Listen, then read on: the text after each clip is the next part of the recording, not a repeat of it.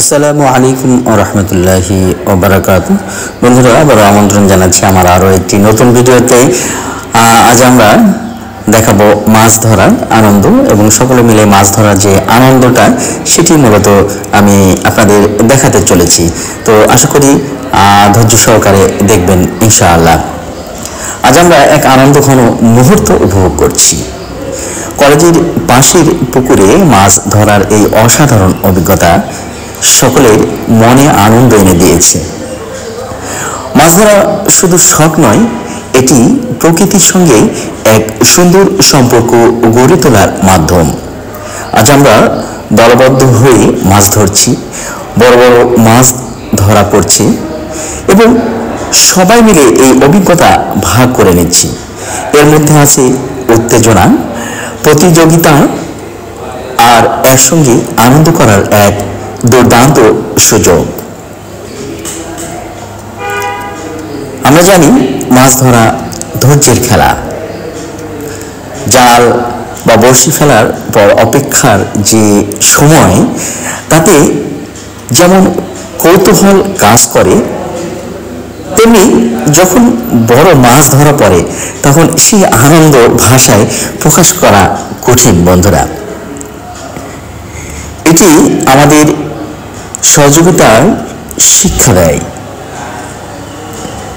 ধৈর্যশীল হতে শেখায় আর প্রকৃতির সৌন্দর্য উপভোগ করার সুযোগ করে দেয়। আজকের এই আয়োজন শুধু মাছ ধরার জন্য নয়, এটি আমাদের মধ্যেই বন্ধন দৃঢ় করার, প্রকৃতির সান্নিধ্য উপভোগ করার এবং কিছুক্ষণের জন্য প্রযুক্তি আর বৈখাতা থেকে বেরিয়ে প্রকৃতি প্রেমীদের প্রকৃতি জীবনের স্বাদ নেওয়ার এক অনন্য উপলক্ষ। আপনারা দেখতে পাচ্ছেন অসাধারণ কিন্তু মাছ ধরা পড়ছে এবং এগুলো কোনো সার কিংবা বিষ দেওয়া মাছ নয়। বন্ধুরা, আমরা নিজেরাই এই যে ক্যান্টিনে যে ভাতগুলো, অবশিষ্ট যে ভাতগুলো, নষ্ট ভাতগুলো রয়েছে, সেগুলো দিয়েই কিন্তু এই মাছগুলো খাবার দেওয়া হয়। এটা সাধারণত ভাতের খাবার খেয়ে মাছগুলো ঠিক এতটা বড় হয়েছে এবং এই পুকুরের মাছগুলো সাধারণত সুস্বাদু হয়ে থাকে, যা ইতিপূর্বেই আমরা ধরেছি এবং খেয়েছি এবং দেখেছি। তো যাই হোক বন্ধুরা, খুব আনন্দ লাগছে যে সকলে মিলেই কিন্তু আমরা এই মাছগুলো ধরা পড়ছে, এই আর কি। অনেকজন নিয়ে আমরা বসে অনেক আনন্দ করছি, দেখতে পাচ্ছেন অনেকে রয়েছে, ভালো লাগছে। এবং পুকুরটি একটু গ্যাস হয়ে গিয়েছে, যার কারণে একটু মুশকিল। দেখুন, এখানে আমাদের আরও একটি স্টাফ রয়েছে, খুব খুশি।